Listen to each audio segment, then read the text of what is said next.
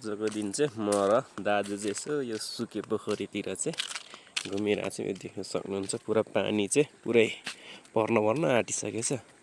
आज राति एकदम ठुलो पानी भयो भने चाहिँ यो पोखरी पुरै भरिन्छ।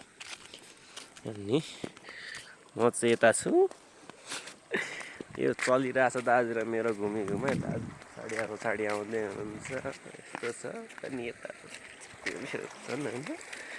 अनि गाइड अनि यो पानी चाहिँ यहाँदेखि पसेको छ, यहाँदेखि पसेर चाहिँ पुरै यता निकालियो हारेको छ होइन। यो पानी चाहिँ हेलो अब यो चाहिँ अब यो पानीले चाहिँ यसो ह्यान्डसम बन्नु पऱ्यो नि त, अलिकति यो कपाल मिलाउनु पऱ्यो, तेल लाउनु पऱ्यो होइन।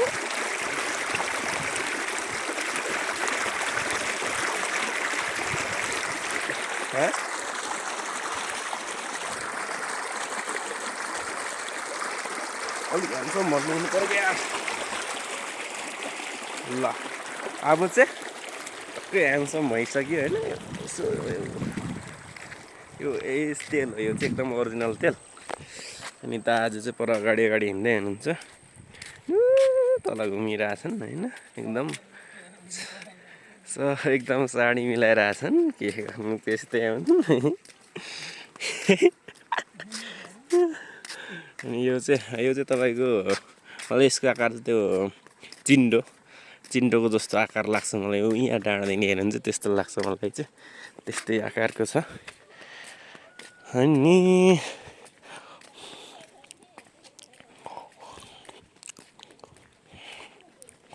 पुरा यो ढुङ्गा झरेको छ माथिबाट। यो पोखरीमा चाहिँ पुरै पानी छ, अर्को पोखरीमा चाहिँ पानी हालेको छैन।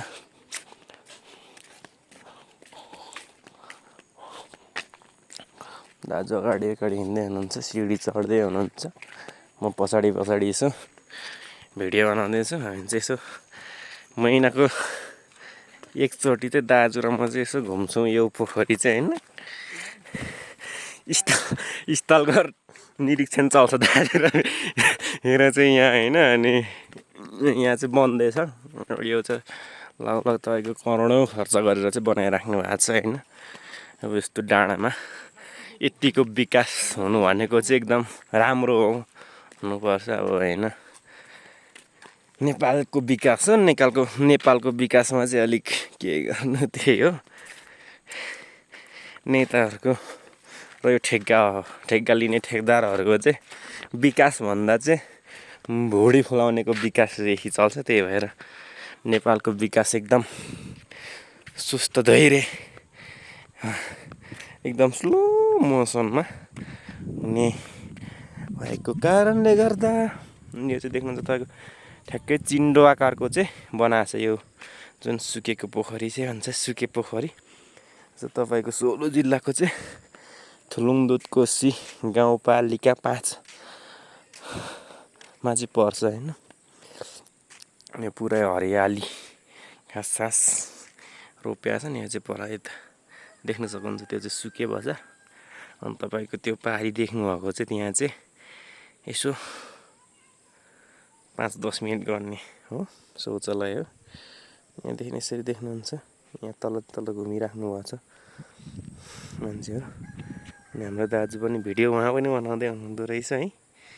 एकदमै राम्रो, अत्यन्तै राम्रो, सुन्दर होइन। तपाईँहरू पनि भ्याउनुहुन्छ भने फुर्सदमा चाहिँ यसो घुम्न आउन सक्नुहुन्छ यो ठाउँ। दाजु पुरा भिडियो बनाइराख्नु भएको छ त्यहाँनिर। अनि त्यहाँ तल चाहिँ देख्नुहुन्छ पोखरीमा चाहिँ पुरै पानी भरिरहेछ।